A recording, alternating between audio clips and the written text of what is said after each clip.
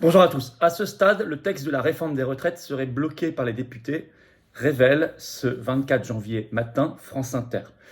Oui, on va y revenir sur tout cela dans quelques instants. Et si c'était plus compliqué que prévu pour Macron? Et donc, pour Ursula von der Leyen, l'Union européenne et BlackRock qui sont derrière cette réforme des retraites.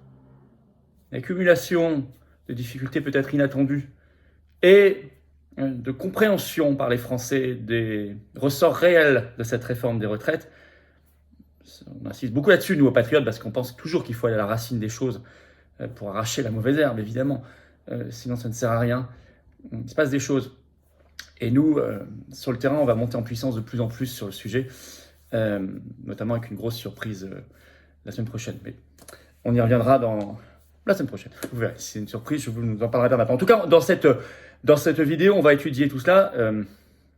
Ça peut échouer. Il faut se mobiliser. À ce sujet, d'ailleurs, on lance une grande pétition nationale dont le lien est sous la vidéo en description dès maintenant. Vous pouvez signer et partager dès maintenant pour exiger des parlementaires, des députés, de motion de censure sur cette réforme des retraites, ce qui a un double avantage. 1, ça fait sauter la réforme. 2, ça fait sauter le gouvernement. Ça crée une crise pour les macronistes. On a une fenêtre d'opportunité maintenant. C'est le moment de signer et de relayer cette grande pétition nationale. Je compte sur vous. Je compte sur vous aussi pour vous abonner à cette chaîne YouTube. Petit bouton dessous, s'abonner, vous cliquez, c'est fait. Grand merci. Beaucoup se sont abonnés récemment, ont compris l'intérêt, même si c'est pas dans leur culture de s'abonner à des chaînes YouTube, peut-être, ou c'est une de plus, tant mieux. Ça permet d'être recommandé par YouTube à des gens qui ne nous connaissent pas encore. Et on file vers le demi-million d'abonnés sur cette chaîne. C'est considérable qu'on fêtera ensemble en direct, de manière inédite. Merci beaucoup à ceux qui vont s'abonner. Maintenant, c'est gratuit, c'est instantané. Bien sûr, je suis ce jeudi, là, 26 janvier, dans les Vosges, au soir.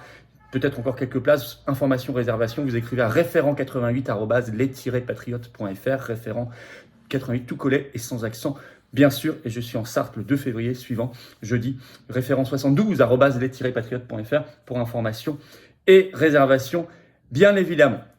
Allez, on est parti. Réforme des retraites. Et si c'était plus compliqué que prévu pour Macron? Elle a été présentée en Conseil des ministres comme prévu, le 23 janvier. Il y a plusieurs éléments qui s'ajoutent. D'abord, contrairement à ce qu'il croyait certainement au fil des semaines, le gouvernement ne parvient pas du tout à convaincre, ou en tout cas à tromper l'opinion publique, qui se montre au contraire, et c'est assez inédit dans les réformes, où généralement l'opinion finit par s'affadir ou se rallier à la propagande. Non, là, l'hostilité de l'opinion publique des Français augmente. Confère article récent de Public Sénat 19 janvier, le titre « Réforme des retraites, l'opinion publique toujours plus hostile selon les sondages ». Je cite, « Plus inquiétant encore pour l'exécutif », est-il écrit. Chez les alliés naturels du texte, comme les électeurs de LR, le soutien s'érode. Et on voit, écrit Public Sénat, une hausse du nombre de Français qui disent vouloir se mobiliser entre décembre et janvier. Ça a augmenté en un mois. Aujourd'hui, selon un sondage ELAB tout récent, 46% des Français veulent se mobiliser. C'est 6 points de plus qu'il y a un mois. Selon un sondage Harris Interactive du 17 janvier, il n'y a que 39% aujourd'hui de Français favorables à cette réforme et ça a baissé de 5 points par rapport à décembre 2022 où c'était 44%. Et bien, résultat, ça a un impact, une pression de plus en plus forte sur les parlementaires. Et bien oui, ça sert à quelque chose de se mobiliser pour ceux qui ont un doute. Parce que les parlementaires certains commencent à changer de position de vote sur le texte. Ils devaient s'abstenir ou voter pour, ils vont peut-être plutôt soit voter, au lieu de voter pour s'abstenir, au lieu de s'abstenir, voter contre. Voire passer du pour au contre. Même des députés Renaissance, macronistes, confèrent article de RTL, réforme des retraites, c'était le 18 janvier, réforme des retraites, 2 points, ces députés Renaissance qui ne voteront pas le texte à ce stade. Ainsi l'a annoncé le député de l'Hérault, Patrick Vignal, le 17 janvier, qui est macroniste. Suivant, le 16 janvier, c'était la députée Barbara Pompili, députée de la Somme, et 3 députés avec elle qui ont annoncé la même chose, qui ne voteraient pas. Et selon ce même article de RTL, à ce moment-là, 13 des 59 députés LR ont avancé aujourd'hui ne pas voter cette réforme. Vous avez un article du Monde du 19 janvier, le titre « Réforme des retraites chez LR, un soutien qui ne fait pas l'unanimité malgré l'accord entre leur formation et le gouvernement ». Et puis, et là cette bombe qui est sortie sur France Inter ce 24 janvier, le titre « À ce stade, le texte serait bloqué par les députés selon notre pointage du groupe LR », écrit France Inter. puisque aujourd'hui, ça n'est plus 13, mais 16 maintenant, LR qui voteraient contre cette réforme des retraites. Et d'après France Inter, seuls 15 ont déclaré qu'ils voteraient pour, les autres n'ont pas répondu. Donc il se passe quelque chose. Ce qui pourrait mener beaucoup plus facilement le gouvernement à faire un 49-3, et donc, dans la foulée, une motion de censure qui, cette fois, est gagnable, est possible, est votable. D'où notre pétition nationale en lien sous la vidéo en description. Sous la vidéo en description, je reviens dans un instant sur la vidéo parce que vous allez voir que ça n'est pas terminé. Je dois juste faire une toute petite pause pour vous dire que sous la vidéo, il y a également la possibilité d'adhérer ou de réadhérer aux Patriotes ou de faire un don de soutien aux Patriotes. Et que c'est juste vital pour le mouvement. Je vous explique, nous n'avons pas un euro de financement public, rien reçu, ni d'aide des banques. Or, on va faire beaucoup la semaine prochaine, vous allez voir, on fait aussi des affiches, des tracts en permanence, ça coûte de plus en plus cher, il y a l'inflation. Les dons sont les bienvenus, ils sont défiscalisés aux 2/3 pour vous, comme l'adhésion et la réadhésion. Et les dons supérieurs à 500 €, on a ajouté un avantage qui est expliqué sur le site des Patriotes. L'adhésion et la réadhésion, c'est le premier lien sous la vidéo en description, c'est le même lien. Le don, c'est le deuxième lien sous la vidéo en description. L'adhésion et la réadhésion, j'ai mis également le lien en commentaire épinglé. Et vous verrez dans les dernières secondes de la vidéo, je l'ai mis également en cliquant sur le site. Si vous êtes d'accord avec nous pour vous battre, il faut nous rejoindre. Si vous êtes d'accord avec nous pour la liberté, la souveraineté, la paix, la vérité, la dignité, contre l'oligarchie et dans la résistance patriotique et humaine et populaire, il faut nous rejoindre aux Patriotes. Je vous attends. Ou reprendre votre adhésion annuelle si elle a plus d'1 an. Je ferme cette parenthèse. Vous serez en tout cas les bienvenus. N'oubliez pas qu'on se bat pour nous, mais aussi pour nos enfants et nos petits-enfants. Surtout pour eux, je crois. Je reprends. S'ajoute à ces difficultés l'aveu embarrassant du président du Conseil d'orientation des retraites. Il l'a fait le 19 janvier, il était auditionné à l'Assemblée nationale, il s'appelle Pierre-Louis Bras, et il déclare, et c'est filmé par l'Assemblée nationale, je cite, « Les dépenses de retraite ne dérapent pas, elles sont relativement maîtrisées dans la plupart des hypothèses, elles diminuent même plutôt à terme. » En effet, dans 3 hypothèses sur 4 du dernier rapport du Conseil d'orientation des retraites, les dépenses de retraite diminuent, n'augmentent pas. Autre caillou dans la chaussure du gouvernement, c'est la manière dont il va s'y prendre.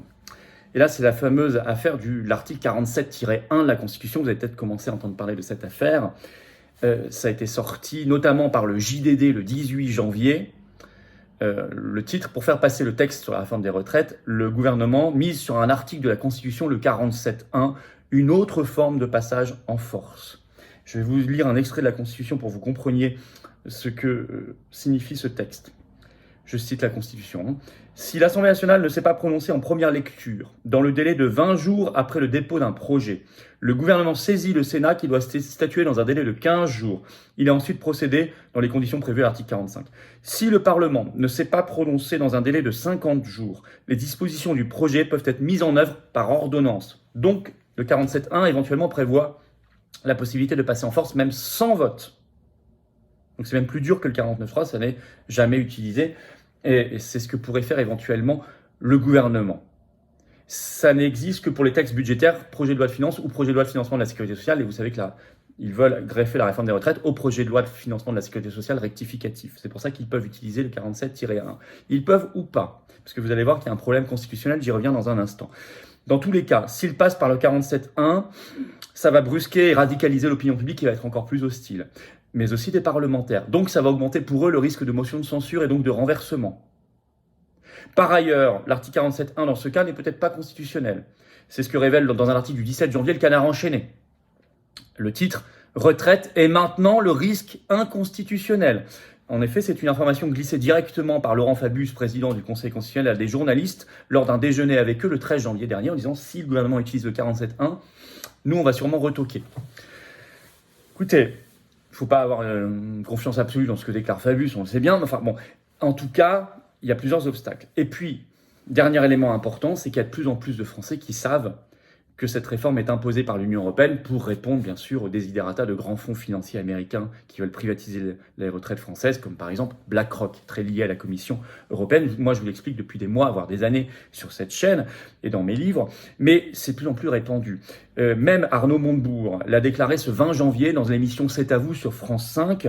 La journaliste lui dit, l'air un peu agacé, je cite, « Vous reprenez l'idée de plus en plus répandue que la réforme du système des retraites en France est dictée par l'Union européenne. » Et Montebourg répond « Oui, c'est une condition invisible et non publique. » Il ajoute « Il y a un deal entre l'Union européenne et le gouvernement français. » Et il ajoute « C'est un des éléments d'explication de cette espèce d'obstination à faire cette réforme. » Et ce qui rajoute de l'eau à notre moulin, c'est qu'on apprend par un article du Point du 10 janvier dernier que la réforme est bien exigée par l'Union européenne en Belgique, par exemple. Donc si elle est exigée en Belgique, on sait aussi qu'elle est exigée en Espagne, parce que ces gouvernements l'ont avoué, elle est évidemment exigée en France, pour les mêmes raisons. Sauf qu'ici, le gouvernement ne l'avoue pas. Il n'avoue pas avec le larbin d'Ursula et de BlackRock. Je cite donc le Point 10 janvier, le titre « Retraite de points, les Belges sous la pression de Bruxelles ». Et le Point explique, pour percevoir près de 850 millions d'euros de fonds européens, le gouvernement belge doit présenter une réforme des pensions, donc des retraites, au plus tard le 13 janvier, ce qu'il a fait. Bon, alors tout ça, je vais vous dire, ça donne des billes incroyables aux opposants à la réforme dont nous sommes. Moi, je n'accepte pas cette réforme qui est inutile, qui est dictée par des raisons cyniques de privatisation déguisée et qui est injuste, alors qu'on peut faire parfaitement autrement, évidemment, et que nous avons les moyens de financer. Je l'ai expliqué maintes et maintes fois. Alors, en conclusion, ça vaut le coup de se battre. Là, surtout maintenant, on est sur le fil du rasoir, ça vaut le coup de se battre. Un échec ferait très très mal à Macron et aux macronistes, bien évidemment, et c'est excellent. Mais aussi à l'Union européenne. Et c'est doublement excellent. La voie vers le Frexit serait un petit peu défrichée. On est lucide, attention, hein, on ne dit pas que c'est gagné, loin de là, loin de là. Ils ont des armes, ils sont cyniques, ils sont retorses, mais il ne faut rien lâcher. Il faut rien lâcher. Je vous invite vraiment à signer dès maintenant la pétition nationale pour exiger des députés sur cette réforme, la motion de censure. Le lien vers cette pétition est sous la vidéo en description, quelques liens vous verrez en dessous. Vous pouvez la signer et tout de suite en ligne et la relayer, la partager sur vos réseaux sociaux notamment. Je suis dans les Vosges ce jeudi 26 janvier. Vous écrivez à référent88@les-patriotes.fr si vous voulez venir dans ce cadre du Tour de France de la Résistance. Informations et réservations. Abonnez-vous à la chaîne, petit bouton en dessous. Hop, vous cliquez, s'abonner. C'est instantané, c'est gratuit bien sûr. C'est fait en un dixième de seconde. Et les vidéos sont recommandées à des internautes qui ne le connaissent pas encore. Dans quelques instants, on va s'afficher le lien ici aussi pour adhérer ou réadhérer aux Patriotes, c'est le même. Alors cette carte orange d'espérance, le lien, je l'ai mis également en premier lien sous la vidéo en description. Je l'ai mis également en commentaire épinglé. Moi, je vous attends.